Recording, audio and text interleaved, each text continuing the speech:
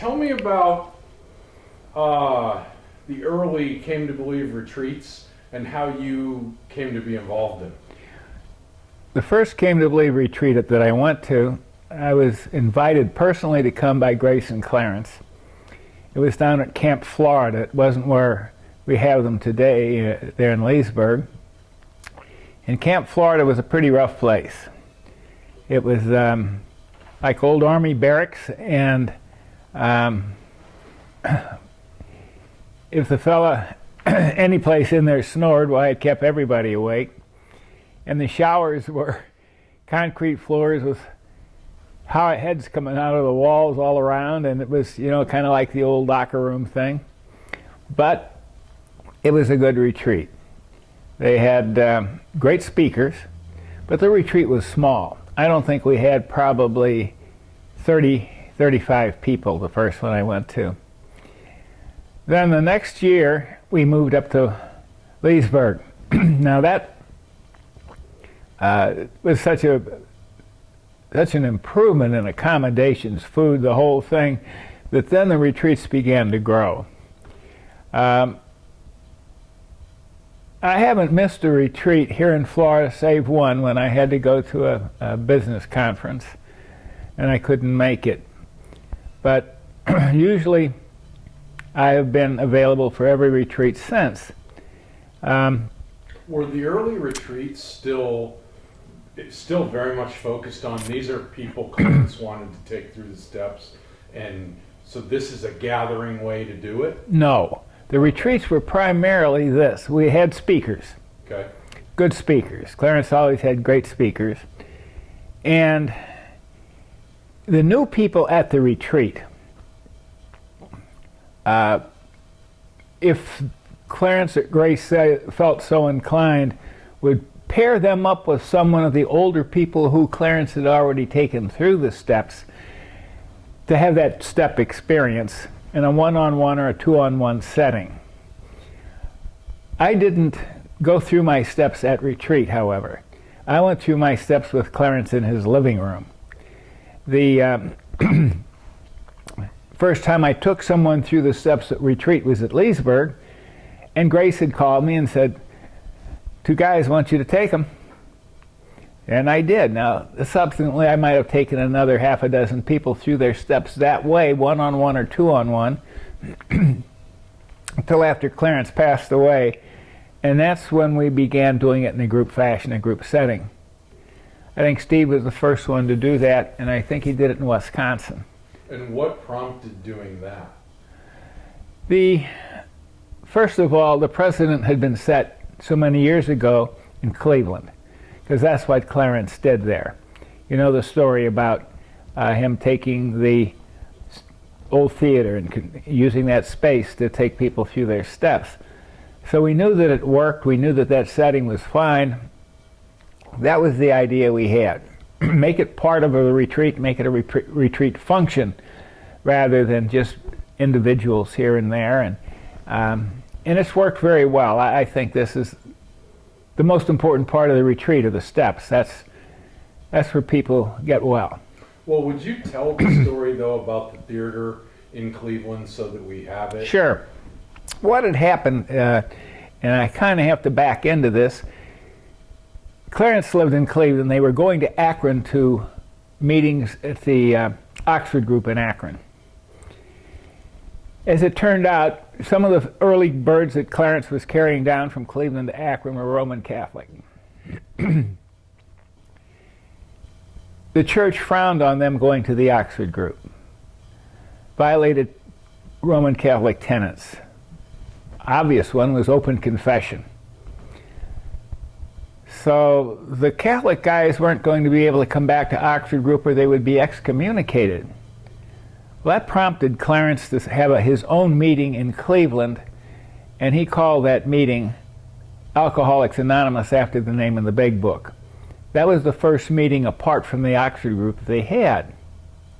Now, things started to move so fast in Cleveland at the time because of a lot of notoriety. There were articles in the Cleveland Plain Dealer written by a fellow that Clarence knew very well. And then the article appeared in Saturday Evening Post that went across the country about how these birds in Cleveland were getting fixed. They called it fixing then. The cards and letters were pouring in. Clarence had a post office box set up in Cleveland, and these people were communicating with him. He was doing recovery correspondence, so to speak.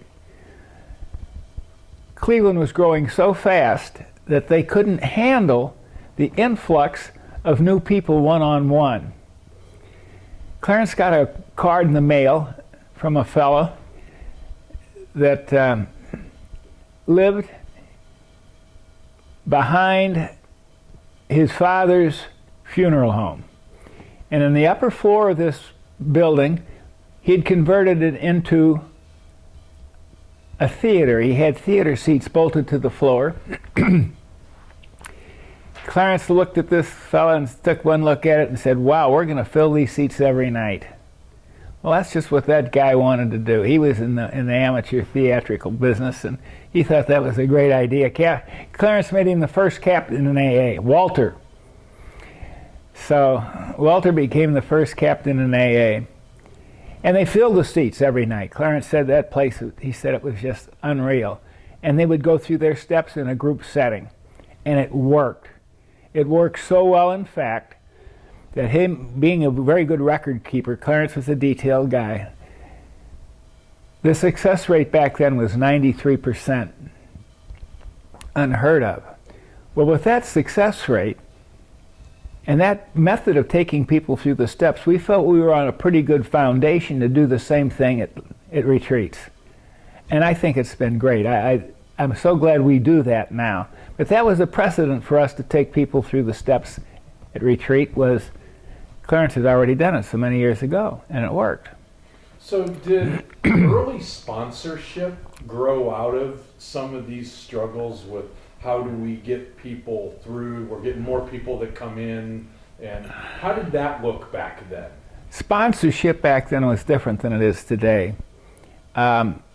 Today somebody goes into an AA meeting and they say, "Well, you find yourself a sponsor." Clarence said, "We assigned people sponsors." And the sponsors were hard on them. They qualified them. I think this is why the success rate was as good as it was. A person had to be pretty well qualified that he was serious about getting clean and sober before they'd even take him to a meeting. Sponsors took their babies, pigeons, they called them, to the meetings under their guidance, and they were told to sit and listen. They had to do a lot of listening to start with. The sponsors were hard on them, but the qualifications were, number one, do you think you have a problem, and do you want to do something about it? And the big question was, what are you willing to do? If they got the right answers to those questions, and they thought they were on a good, solid footing, then they'd take that fellow to a meeting, and then introduce him to the steps. But they were pretty well sure that this guy was serious about recovery. They didn't have time to waste because they were coming in so fast. They really qualified these guys. It wasn't just an open door thing like we have today.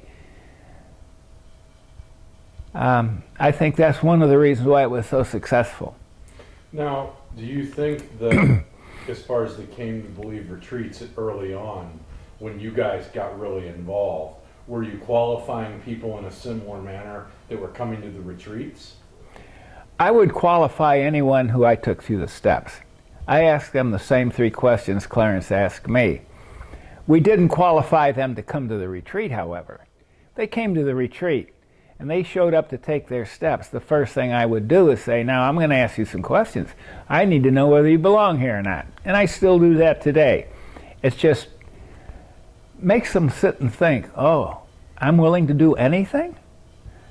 When I answered that question for Clarence, he said, now I'm going to have to remind you, you said that. Makes you think. Makes you think twice. Do you think that's one of the problems today, that we don't remind people well enough? Possibly. Possibly. I think in AA as a whole, one of the problems today is that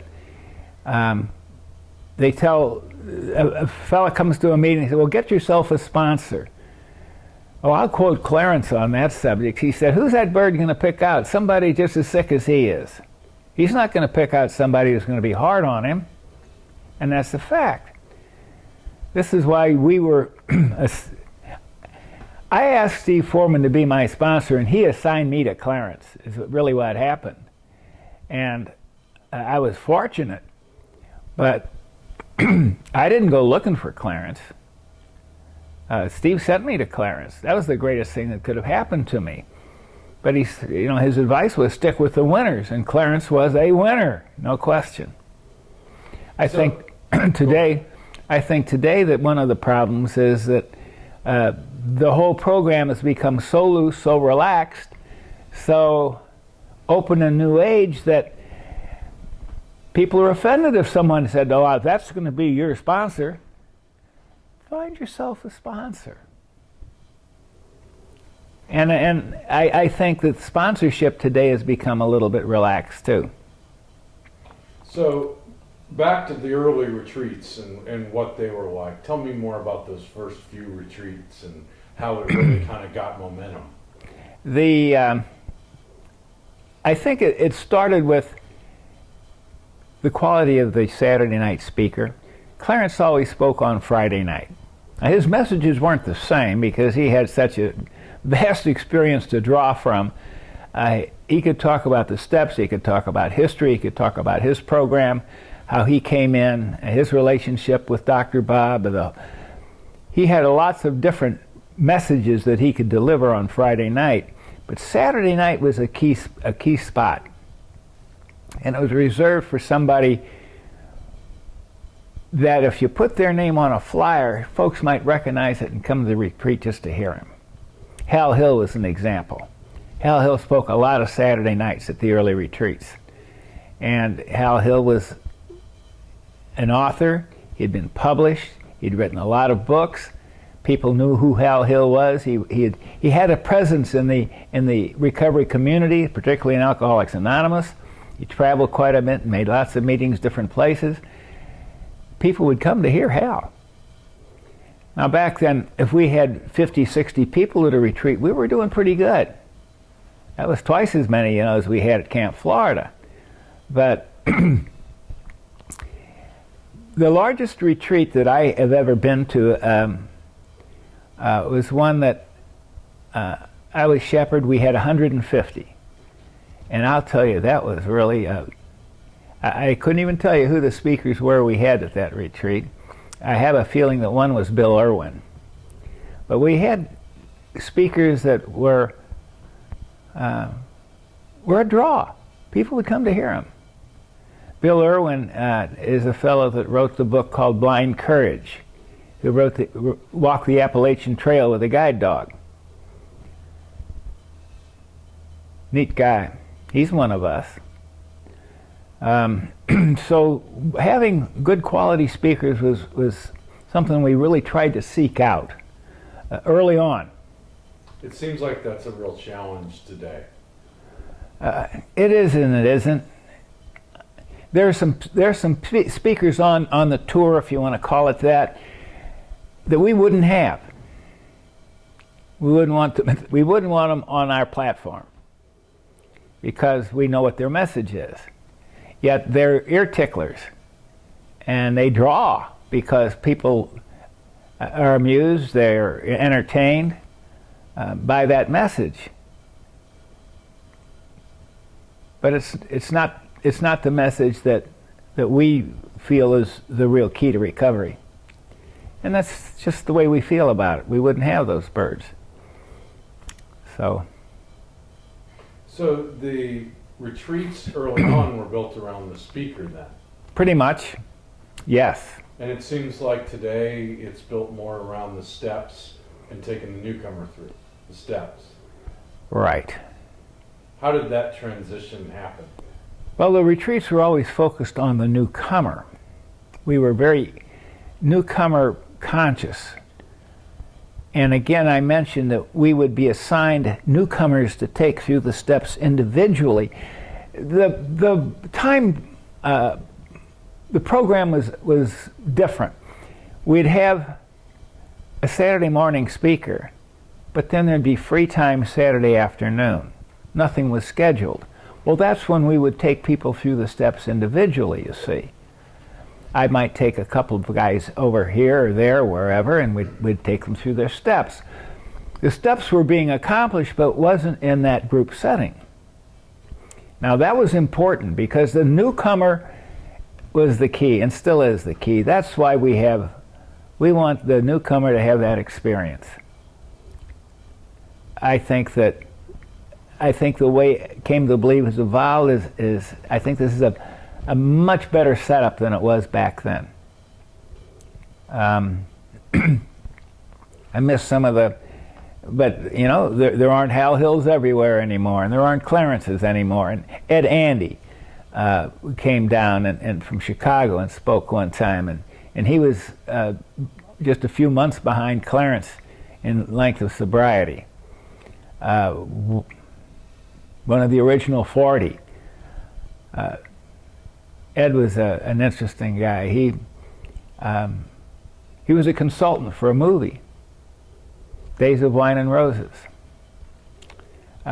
He had a good program, good message. I remember Ed when he was speaking. He talked about miracles.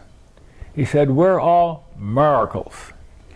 Every once in a while, Steve Foreman and I'll talk about miracles. But Ed Andy was it. So we had guys like that. See, Clarence knew a lot of these older people. Just from the exposure. So these are the kinds of folks we'd have come in and speak. Now, who's left? You know, Clarence in the original 40, that was first generation. And then you and Steve are our second generation AAs, having been taken through the steps by Clarence. In that lineage, yes. We're of the family of Dr. Bob, okay? There are not a lot of us left that Clarence has taken through the steps. I can think of 4 people today that I know of. There might be some others around. I ran into somebody that they said they'd gone through their steps with Clarence, but then when I really talked to them, they hadn't. But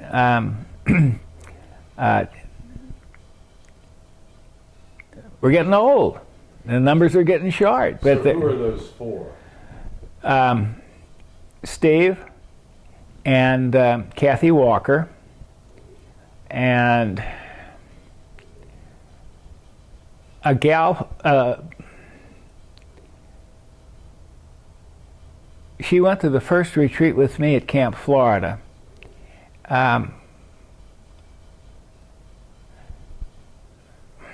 It'll come to you. I'm having a senior moment. So while you're thinking of that, Clarence obviously had no problem taking a female through the steps. None whatsoever. So why the big difference today? I think it more has to do with sponsorships than taking somebody through the steps. So Clarence didn't sponsor them, he just took them through the steps. Exactly. Okay. Now he sponsored us also, but I don't think Clarence really sponsored many females. He may have. I know that he brought some of the first females into AA, and but he was comfortable with it. Clarence and Grace saved Kathy Walker's life, literally. She ended up living with them. And when you hear her message sometime, you'll understand. She's terrific. Well, the Ministry of Recovery for Clarence, it was a partnership with his wife, Grace, wasn't it? They worked together on a lot of it, didn't they? They did after they were married, yes. When Grace became a Snyder, yes. Clarence has had 2 other marriages.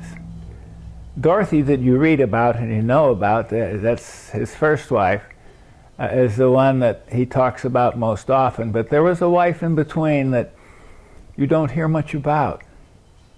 And I knew very little of her, or just I only know that she was there. She was a presence in his life, that it was very short-lived, evidently. And it was always Clarence and Grace from the time I met them, Steve met them. Their house was always open. You were always welcome there. Knock on the door and it was always, come on in.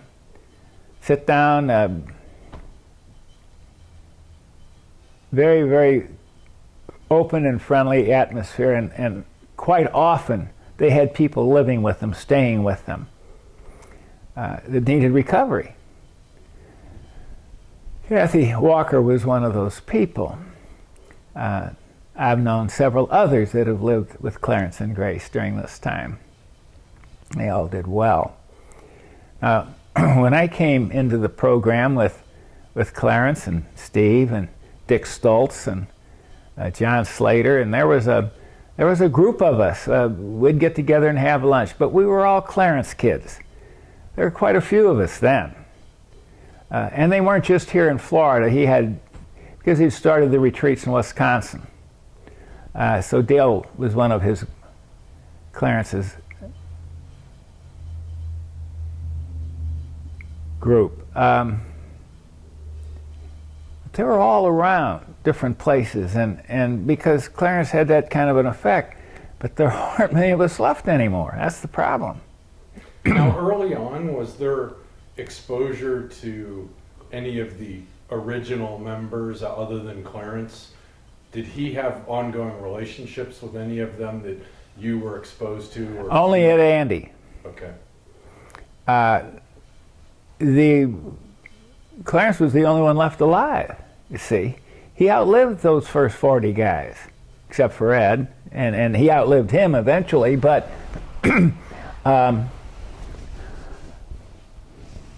Clarence was one of the youngest, if not the youngest, when he came in at the time. And they didn't think he was going to make it because they hadn't had much luck with young fellows like him, they said. Dr. Bob had his doubts about Clarence because of his age. Clarence was in his 30s. Most of these men were in their 50s, 60s. So when Clarence had the recognition of being the oldest living person with continuous sobriety, I should say, number of years of continuous sobriety in Alcoholics Anonymous, because he outlived them. There were people before him, but they didn't survive as long as he did in the program. So the thing that folks have to remember, that there's really two distinct polarities in Alcoholics Anonymous. You have Alcoholics Anonymous in the Midwest being Akron, Cleveland, then Chicago, and then Alcoholics Anonymous in New York, with different philosophies, different objectives, different venues. And we were of the Midwestern group because that's where Clarence was from. Thank goodness, because that's where it worked. All right, so we were talking about Clarence and Grace. Would you share some of your early memories of Clarence and of Grace, and so we can get an idea of what was their character like, and what were they like as people, and how did they interact? And they were an unusual couple in that Clarence walked on water for Grace. That's how she looked at Clarence. You could just tell. And Grace was so full of grace, it was unreal. The love that she had for people, it was genuine. They like to socialize. They like to have fun. Clarence liked to laugh. He liked to have get-togethers. potlucks. If there was a reason to have a group to get together and have some food, and they were all for it. Anniversaries were celebrated. We had an anniversary for me one time. It was a surprise thing, and Clarence and Grace were all part of that. Others were at the same time. But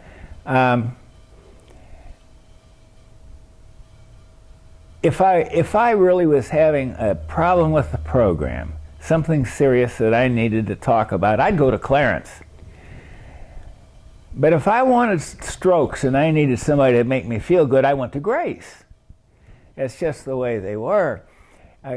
Grace was always pat you on the back and there, darling, and have a piece of pie, have a piece of cheesecake. Grace was great for that. Clarence told you how it was. He didn't mince words. I can remember Clarence telling me one time, "You big dummy," he called me. Well, he was right, but how many times? I've told you, you don't do this. And he'd shake his finger at you. That was Clarence. That's how Clarence sponsored. He was tough, but he was right on target. That was the key. So after a while, you learn to be careful about who you went to with your issues. You see, if you needed a stroke, you went to Grace, and if you wanted the truth, you went to Clarence. Now, not that Grace would fib to you, but you know what I'm saying. Now, one thing that was really cute that we did, they had been off someplace speaking, Clarence and Grace, and there was 3 or 4 of us that went to meet them at the airport, the old airport in Orlando. Now, Clarence had a habit of not walking past a coin return. He'd put his finger in there to see if somebody had overlooked a coin. So on our way out to the gate, you could go out to the gates back then to meet them when they're coming off the airplane. We had a fistful of quarters, and we salted all the pay phones on the way out through the airport. Well, Clarence put a quarter in each one. Clarence got off the airplane, and we hugged and all that. We're starting back out to the parking lot, and he goes by past the first payphone. He puts his finger in there and he finds a quarter. He goes, "Look here, Grace." Oh man, he said, "This is, see, I told you I'd strike it." And he hit the next phone booth, or phone on the wall, and he did the same thing, payphone. He puts his finger in on the coin return, pulls out a quarter, and he goes, "Wow, I'm on a roll." You know, oh, this was good. Got to the third one, he hit it, and he went, turned around and said, "Oh, you guys." He knew what we had done. He said, never could he get 3 in a row like that. But that was the kind of things we did for Clarence. Clarence loved trains. He liked the railroad. Well, as a kid, I'd had a model train, and I'd had it in boxes for years, and found that old model train and took it to a shop and had it all fixed up. And John Slater and I set it up in a spare bedroom at the Snyder house and made his train layout for him. Those are the kind of things I remember having fun with Clarence about. But most of all, Clarence liked the get-togethers, picnics, excuses to have a group together. Now, that all goes back to the Oxford group. That's what they did. They met in homes. They had food together. They shared. It was a good time, and Clarence remembered that. But he also liked to laugh. He loved to have fun, and his eyes would sparkle. I can see him now. He was a lot of fun, and when he spoke, you could tell. You know, he had a humorous side about him, and he was able to deliver his story in a way that was really interesting and kept people's attention. He was good. We have a video, I don't know if you've seen it, of Clarence speaking. Have you? A little bit of it. Wow. I was there the night they filmed that. And I remember one of the fellows in the audience, his name was Chuck. And a few years ago, I ran into Chuck at a noon meeting in Winter Park. And I said, "Have you seen the Clarence video?" And he said, "No." I said, "Well, in that video," he said, "that guy has no more sense in doing that than Chuck here." And he pointed to Chuck, and there was Chuck at the meeting. I said, "You're going all over on Clarence's video." And he was serious about the speakers he had, but he had so many contacts, and it was pretty easy for him to get guys who had a long term of sobriety. I mean, most of our speakers had 25, 30 years that came in. Hal Hill was a super speaker, a real close friend of Clarence's. There were others that were strong at that point in time. There's a fellow from Fort Myers named Bob Rathke, who was an old-timer who was a good friend of Clarence's. But when Clarence died, Bob kind of just came to believe. His reason for being there was Clarence. Are there any videos of Hal Hill? No. Hal died before Clarence, and we were just fortunate to make that video of Clarence. Bob Rathke's the one who did it on his little handheld video, whatever recorder he had back then. And the quality was not the greatest, and we've sent it out to have it reworked a couple of times. And I don't think we can do much more to improve it than we've done, unless there's something else technically. But I just wish that it had been better than it is. But the message is good. There's a lot of background noise, you know, but that's the Gold Room too. It's that way. The acoustics aren't great there. The Gold Room is where we have these retreats, you know. Well, the video of Clarence was one of the things that got this whole project started with the legacy video. Is people ask a lot about, are there more videos? Is there more of the original talks and things? And so hopefully after this we'll be able to look back and have a lot of that. Well, I think we need to have an archive of this kind of stuff. And there were some unfortunate things that happened that probably don't need to be spoken of in great detail, but Clarence and Grace opened their house and opened their hospitality, and were very credulous, I guess, and people took advantage of them, and it was unfortunate and disappointing. But that happens. You just, not everybody's up front and straight. It's the way it is. Now, do you have any Grace stories that you can share with us that are particularly definitive? Yeah. John Slater and John White. John White used to do some work for Steve, and he did the taping, the recording of the original early retreats, and he and his wife always were at the retreats, and the four of us went deep sea fishing, and Grace went with us, and we went down to Fort Pierce, went down there the night before. Got up early in the morning and had breakfast, and we went down to the boat that's going to take us fishing. Now, I'd known that captain, and I knew he was a fine Christian guy, and did a lot of work with the church and stuff. He was a nice young fella. And we got on board, and we're leaving the harbor there, the dock, and going out through the inlet. And Grace looks up at Kenny Moore, the captain, and says, "Captain, I have permission to come up." She said, "Well, of course, come on up into the cabin." And so Grace walked up the steps and into the cabin, and he says, "Well, what can I do for you?" And she said, "It's time we prayed." Well, Kenny said, "Well, I guess this is the first time somebody's done this on my boat." So Grace said, "Well, now they're with us." So the three of us went up, and we're all five of us, including the mate, now are in this little cabin. And Gracie proceeds to take dominion over the beasts of the field and the birds of the air and the fish of the sea. And Kenny really got it. He thought that was a pretty neat thing. And he said to me later, he said, "Well, what do you got?" I said, "I don't care what it is, just so we catch a lot of them." and he just made a sharp left turn.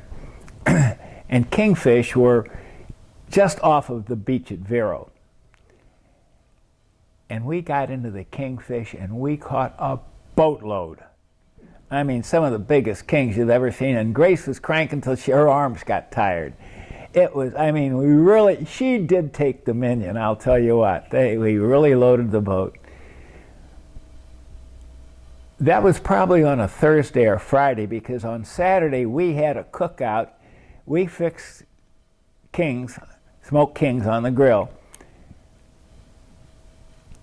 Everybody we knew in AA came. We had a big picnic over where I used to live in the Springs, and it was a hoot. People there that weren't even part of our group came over and got kingfish. But Grace loved that. She thought that was really a neat thing to do. And then I've taken Grace out just fishing in the freshwater. She just liked to go. Clarence didn't care much for it. He wasn't interested in that, but Gracie liked it. She wanted to go fishing with us. So I've taken Gracie fishing several times, and she got a kick out of it. Gracie had a close friend. Her name was Annette Nelson. And it was Annette and Clarence that got together and started the first retreat. Now, I wasn't part of it then, but I've known Annette since. You know, she was a little fireball. Grace was not a tall woman in stature. She was slight, but she was still about a head taller than Annette. But boy, did Annette make up for it. She was a dynamo. Now, we'd be having registration for the retreats, and it wasn't as organized as it is today. They'd set a table up there at the front entrance of the center there in Leesburg, and Grace and Annette would be sitting at the table, and people would come in to pay. If they paid with cash, Grace stuck it in her undershirt. Now, they did have a little tin cash box. Checks went into there. It seemed like it was funny to watch them. And invariably, they'd get all the money would be collected and all the checks would be added up, and there wouldn't be enough money to pay for that bill at the retreat center. And fortunately, that we had a friend who was a benefactor who could underwrite it and get Clarence off the hook. And it kind of operated that way for a while.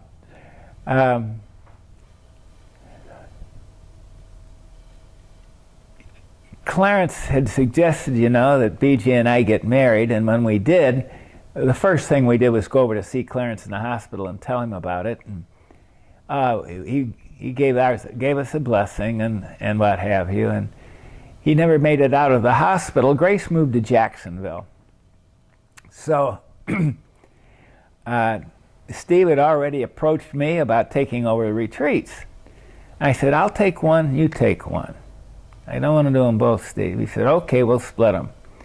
So I was in Jacksonville with Grace, and we'd gone to a meeting, and Grace said, well, kiddo, it's you and BJ. So Grace anointed me and BJ to be the shepherds for the retreat. And BJ was very active in it for quite a while. She's the one that said, this thing's not right.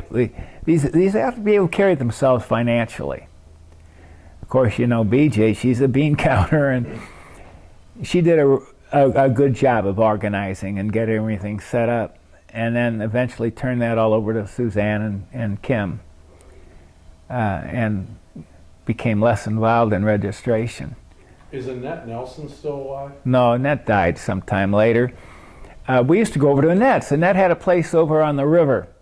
And this is after Clarence died. And we'd grab Gracie, and we'd go over there, a bunch of us, and we'd have a day outing on the river. She lived on Crystal River.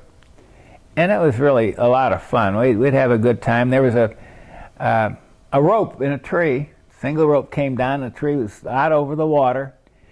And then somebody would get that rope and bring it up. And Grace and Annette would grab that rope and swing out over the water and let go. Sounded like they'd howl like Tarzan. I mean, both of them, just like kids. But neat people. How long were Grace and Clarence married? What year did they get married? I don't. I think it's in the video. I think Clarence mentions that. I don't know what year they were married.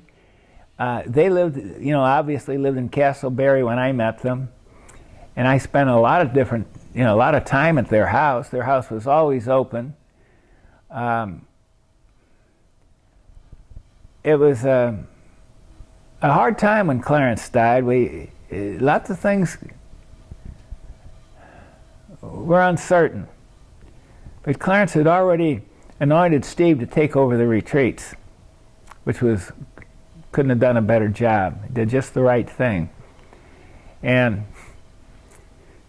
of course, you'll have to get Steve to tell you the story about the award that Clarence won in Washington, D.C., that Steve had entered him in this.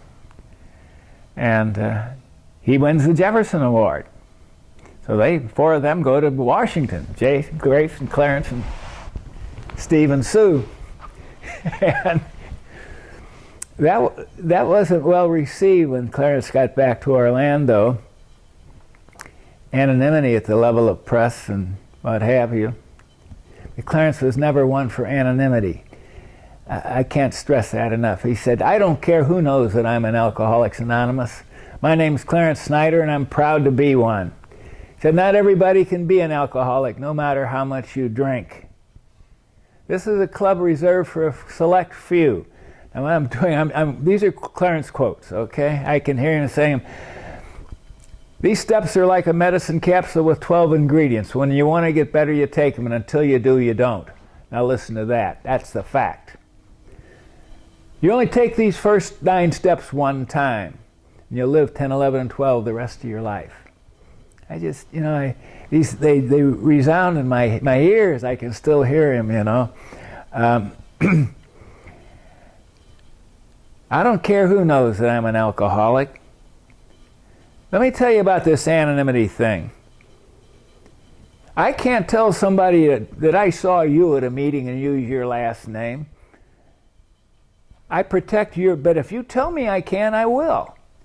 But by the same token, you have my permission to use mine any place you go. I want people to know that if they need help, where they can find it. And if they can't find Clarence Snyder, what use am I? He said, we paid a lot of money to join this club. Folks pay a lot more money, to join this club than they do country clubs. Clarence used to say that. This is a society for a select few. Not everybody makes it. Not everybody can be an alcoholic no matter how much he drinks. So tell me Clarence's stance on the attraction rather than promotion concept. Hogwash. That was another one of Clarence's words, was hogwash. Attraction. Who wants to be attracted to a bunch of drunks? That's Clarence. This was a sales job. We promoted this thing. This was not an easy sell. He said, you can't imagine the times I got pushed around and shoved around because I'd walk into us. You ought to be like me. I quit drinking. Clarence says, that got me nowhere. But he did. One time I had the nerve to, Clarence used to say, it took me 2 years to almost to land my first pigeon, but then, man, they just came in, he said, because I didn't have a message. And so after Clarence spoke, I said, Clarence, what was the message? And he looked at me like he never said a word. He said, what are you? He shook his head. Of course, I'm the one he called the big dummy, remember? So anyhow, but he had the things that Clarence said were absolutely true, and I questioned them so often. I doubted. I said, "No, Clarence, you can't make a statement like that." But I never said it to him. These were thoughts that I kept to myself. Well, let me tell you what. He was exactly right. Everything he said was right on target. Time has proven him to be absolutely on target. He If you take those first 9 steps and you live 10, 11, and 12, you will not relapse. I believe it. He said relapse is something that it's brought about what we quit doing. It's not about something we do. We quit doing the right thing. We quit doing what works. We quit living 10, 11, and 12 is what he was saying. And he believed that. He believed these steps were life-changing. The steps are the program. He'd say that more than once. He really believed in the steps, and he had a way of taking people through those steps, and they stayed clean and sober. People would come from all over the United States to go through their steps with Clarence, and toward the end it was people that were struggling with a spiritual relationship, struggling that couldn't get a hold of this thing after years, or maybe relapsed, and they'd come and go through their steps with Clarence, and they'd be fine. He'd straighten them out. What do you think gave him that unique ability? He understood, and he believed unquestionably the power of God in each and every step, even the first 2. Because he talked about, sure, you're powerless over alcohol, but your life was unmanageable. When he said manager, you knew who he was talking about. So when it came time to the 3rd step, and he would say, people have trouble with God? That's all right. Their life was unmanageable. We're just going to hire them a new manager. And that's the way he viewed the steps. They were very practical, very down to earth. They were simple. It didn't take a step a year. It took us 4 hours. And that included the cake time and coffee. You have a problem with drugs and alcohol? Yeah. You know your life is unmanageable? Well, I hadn't thought about that. Well, he said, are you married? Well, I was. Well, what happened? Well, my wife divorced me. Well, why'd she divorce you?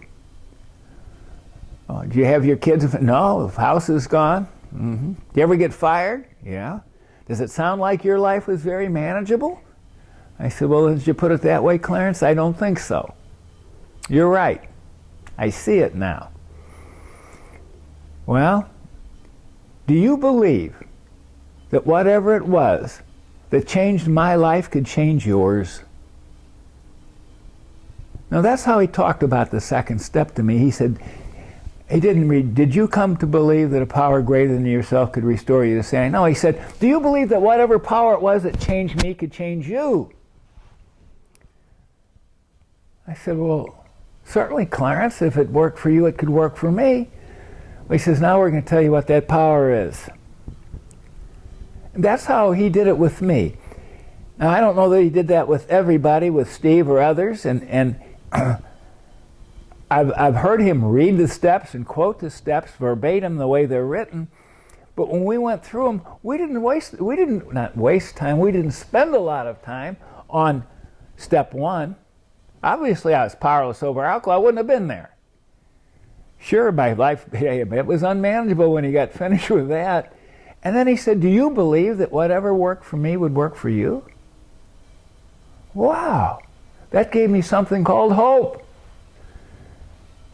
He said, well, it's no big deal. This 3rd step, we're just going to hire you a new manager. So let's get down on your knees. And he put his hand on my head and we prayed. And I hired a new manager.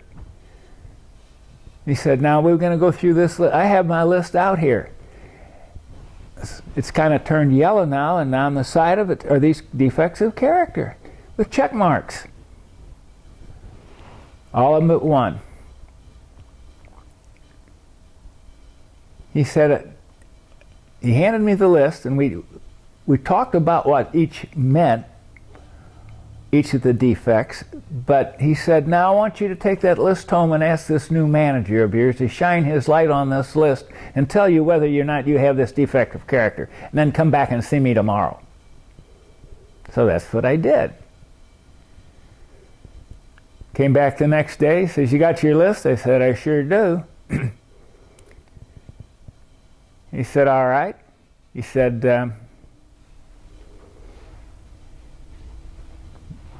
you have all these defects of character? I said, yeah. He said, so we read down the list real quick. He said, you got this one and this one, this one, yeah. He said, you just admitted those to God, didn't you?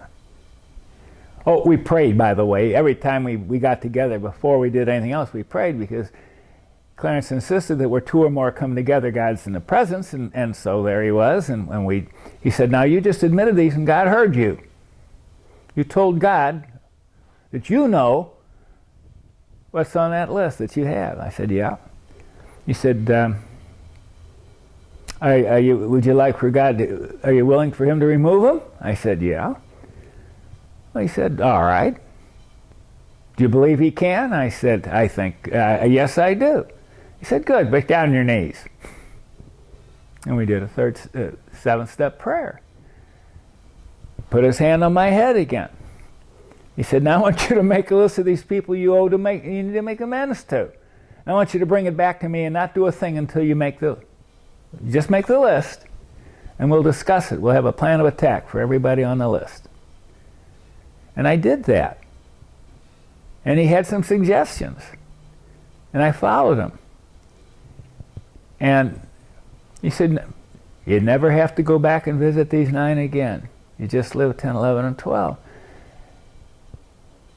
But it was an interesting time. We're riding along one day, and I said, Clarence, what are the hardest things in this program to overcome? He doesn't bat an eye. He doesn't look around. He just looks straight out the window, right out the windshield. And he says, Roman Catholicism and a Harvard education. And I went, oh. A certain lady that we know is interested in finding out if there's a chemical imbalance in the brain of an addict that's different from other people. A scientific cause for our ism. And Clarence said, what does that have to do with recovery? He said, I am. So what? Get over it. And that was his attitude. Get on with life. So did the disease concept of alcoholism even exist during this time? It existed. It existed when I went into treatment. That's where I first heard about a disease concept. And it was only a disease concept because if you describe an addiction, it meets all of the requirements of a disease to the AMA. So that opened up the doors for insurance money and lots of different ways of looking at addiction. There are symptoms. There's a cause. We know it's because you use too much of the chemical, and you can get over it by removing the cause, taking that away. And so there was this criteria that addiction met that fell right in line with any disease concept that the AMA had. So they said, well, we can call this a disease. But this goes back to even the writing of the book. Now, what did Clarence think of the whole disease concept? His was, so what? You are. He didn't give it a lot of. He didn't waste a lot of time contemplating it. I'll put it that way. He didn't have any time for it. He said, I want recovery. So you are. Who cares? Get over it. Now here's how we get over it. You take this medicine capsule with 12 ingredients and you get better. Until you do, you don't. So the disease concept, yeah. Medicine capsule, yes. You can get well, yes. He believed that firmly, that those steps were the... And he would say, time and again I've heard him say, psychiatry couldn't do it, medicine couldn't do it, and the church couldn't do it. But these 12 steps work. Now, what do you personally think of the disease concept of alcoholism? I believe that addiction meets all the criteria of a disease that the AMA says. I believe the propensity for it is hereditary. That doesn't mean that if your father was an alcoholic, you have to be one. And that doesn't mean that because your parents, neither one of them were, that you won't be one. I think there's a propensity for it that you can inherit. But I also believe that you can recover from it. That's the key. And I really don't care why I am. The truth is I am, and that will never change. But I'm a recovered one. And how did I recover? I recovered by taking those steps with Clarence. Clarence used to say, people complain because I say I'm recovered. He said, there hadn't been anybody over this disease long as I've been. He said, if I'm not recovered, who is? You see? I mean, I have to give, yeah, he sure was. But you read the book, there's 18 times it talks about being recovered in there. That's what, see, he really didn't care why. His whole focus was on, let's get over it. Let's get beyond it. There's life after. And boy, he enjoyed his life after. He really did. He was a piece of work. But he took this program seriously. It's life and death, and he knew it. But he also had a twinkle in his eye and a lot of fun with it, too. It seems today like the whole disease is used by people as an excuse for their behavior more than anything. What do you think of that? Well, we'll use anything for an excuse. And if the disease thing fits, well, that's what they'll do.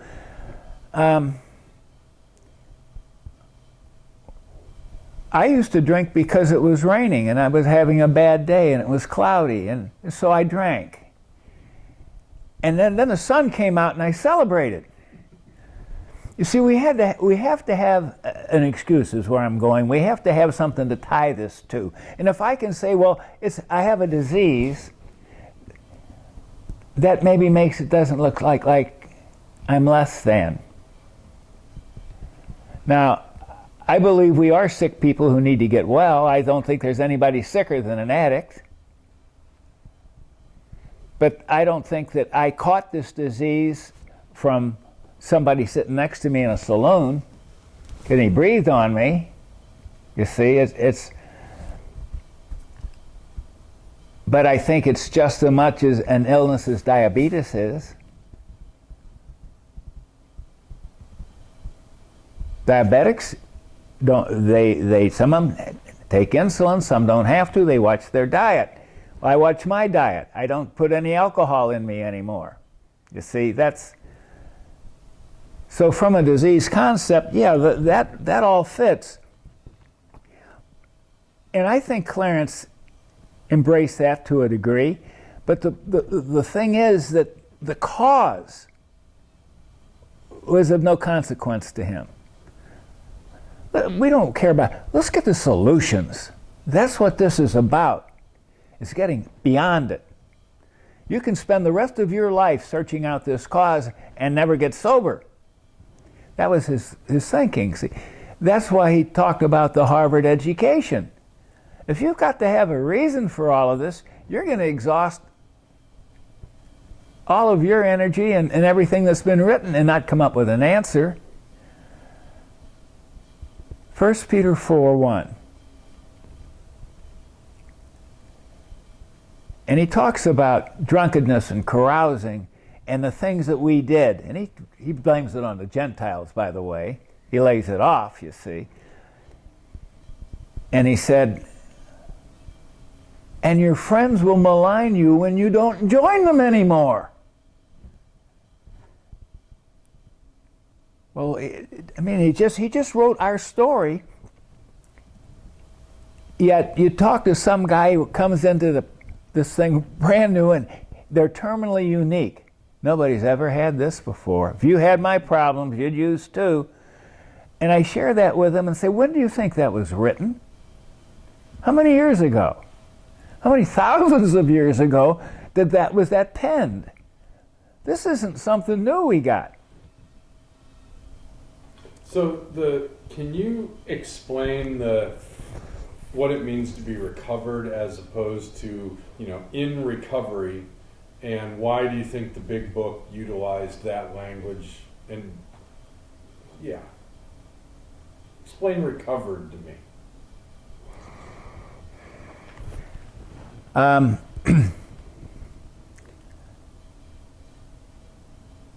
Recovered involves some things that we become. Recovered is beyond not drinking or drugging.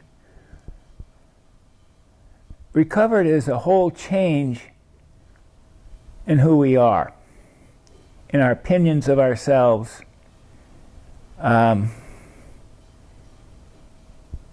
Recovered is being comfortable with you.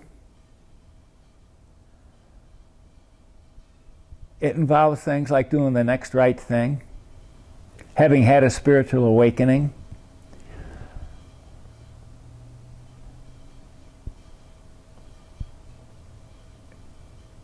in appreciating what it means to carry the message to another alcoholic or another addict.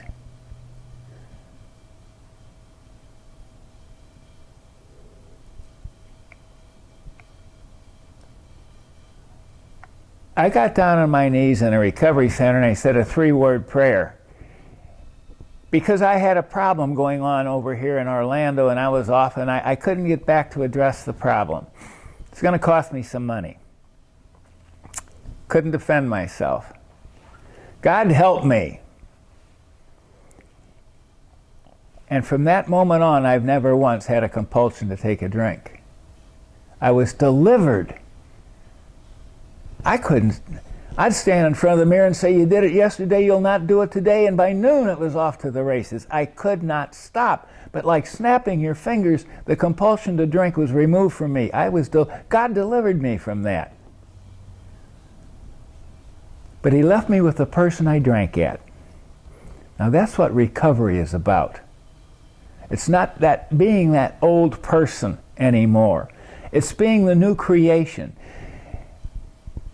Of all the Clarence isms, of all the things he's ever said, the thing that number one that sticks in all of our minds is 2 Corinthians 5:17. Therefore, if any man is in Christ, he is a new creation. Old things have passed away, new things have come. We are new creations. He believed that. Somebody handed him that Bible verse at his first Oxford group meeting when he got out of the hospital with Dr. Bob. And he shared that with us all the time. We are not the same people we were. Because we have taken those steps, because our life has changed, we are not the same people we used to be. We have recovered. Now you can choose to be recovering if you like to.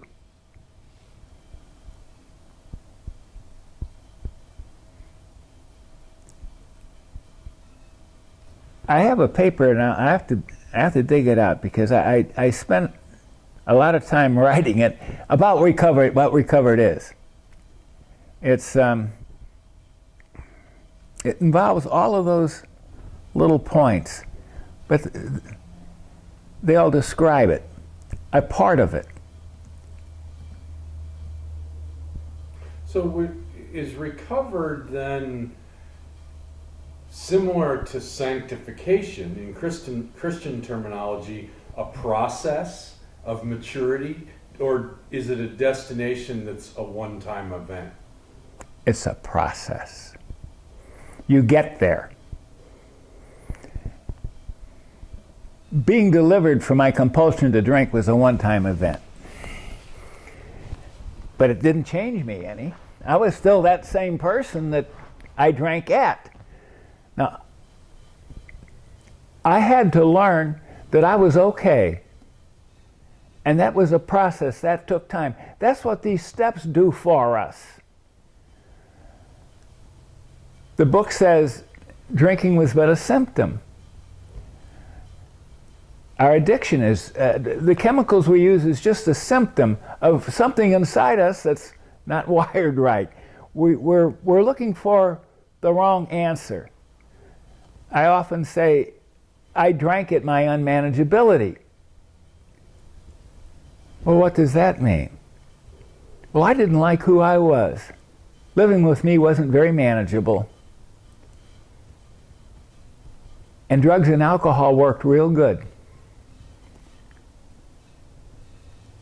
So I used them. And then it got to the point where I couldn't not use them. That's the difference between an alcoholic or an addict and a non-addict. An army out there, he can quit when he wants to. He can put it down, but an alcoholic can't. We can't when we want to.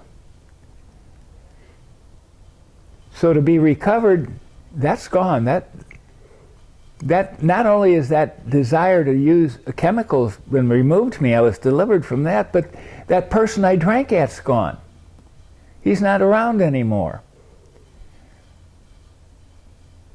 So the concept of recovered, as it says in the big book, is still as much relevant today as it was the day it was written. No question about it. Absolutely. Certainly it is. It says that those fellows were recovered from a hopeless state of mind and body. And they were. That's what the book is about. This is what they did.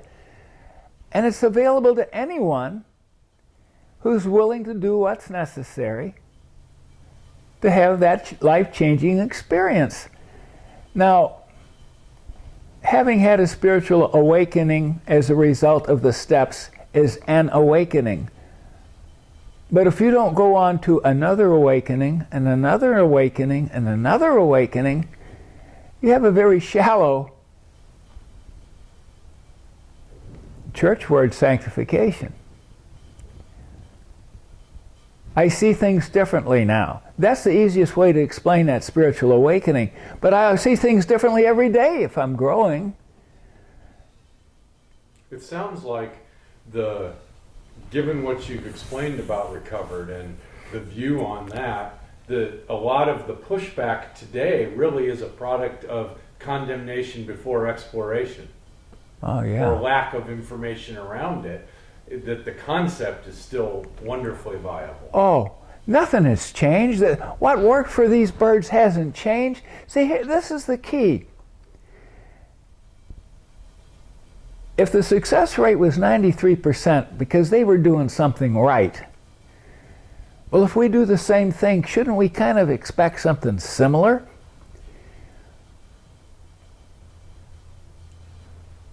Whatever it was that those 40 guys did worked. Now, the program, unfortunately, when I talk about the program, now I'm talking about AA and NA and that other contingent, somehow they're missing the boat, I believe. This thing still works. It's still viable. It hasn't changed. They've chosen to do something.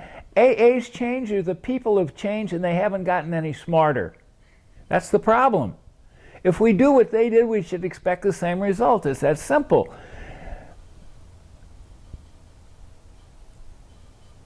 Now, if you really get right down to this, the whole thing has to do with trust. Trusting God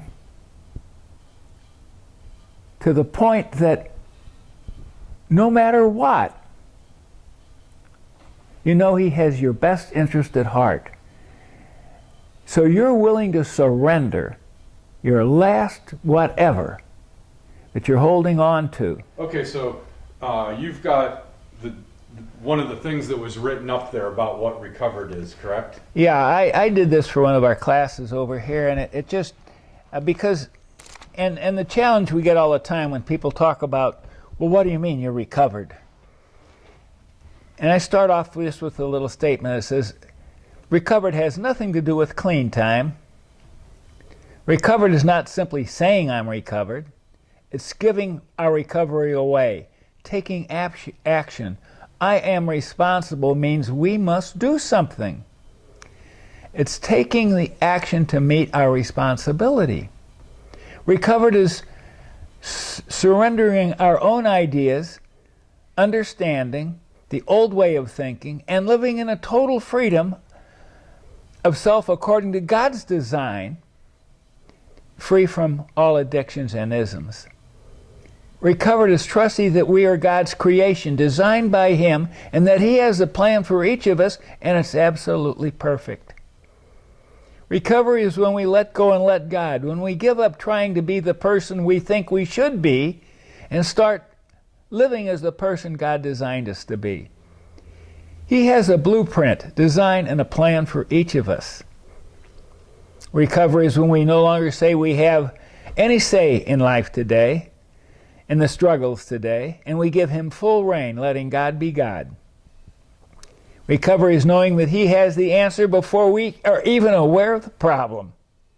Recovery is fully trusting that He not only has the answer, He is the answer. Recovered is knowing that God is in control and nothing surprises Him.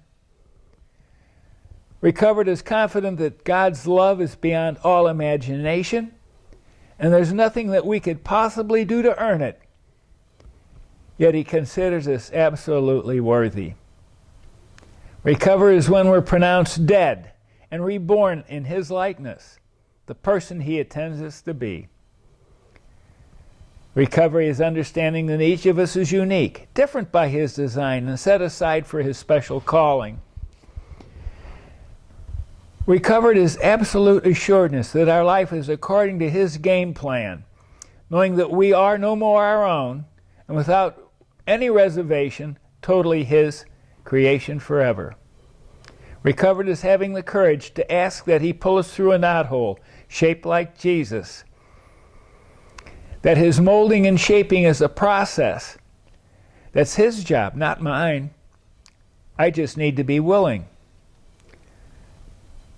Recovered has nothing to do with anything we have done. It's the result of the investment God has made in us. Recovered is when we are no more. The thought of using is no more. It's been swallowed up by 12-step work and by loving my neighbor as myself.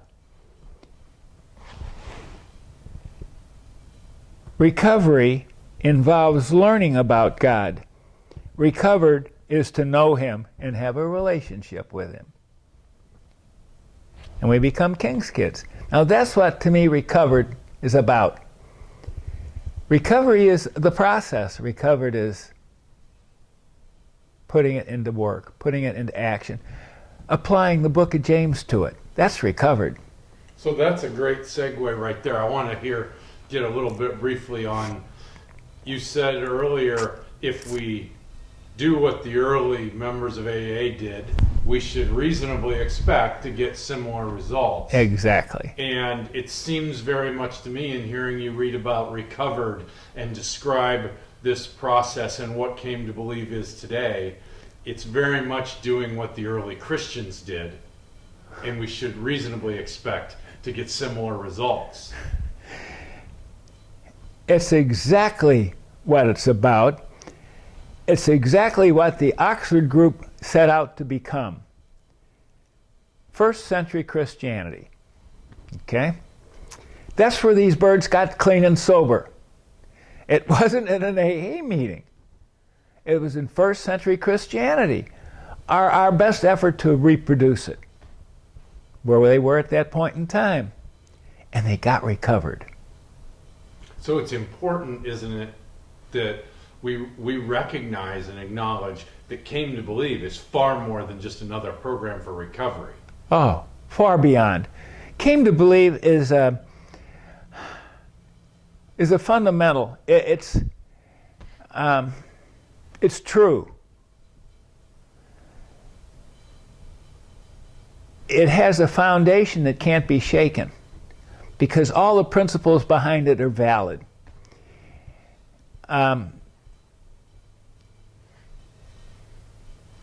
Old Slewfoot would like nothing more than to shake our tree. But how do you deal with him? Well, you deal with him like this. It is written. What is written? The truth. What is true? What is truth is true. You can't change that. And Came to Believe is that. I believe this is why Came to Believe is still here today. It's just a name. We call it you called us the legacy, the Came to Believe. It's really that we're a remnant of what one time really worked. And people have messed it up pretty good.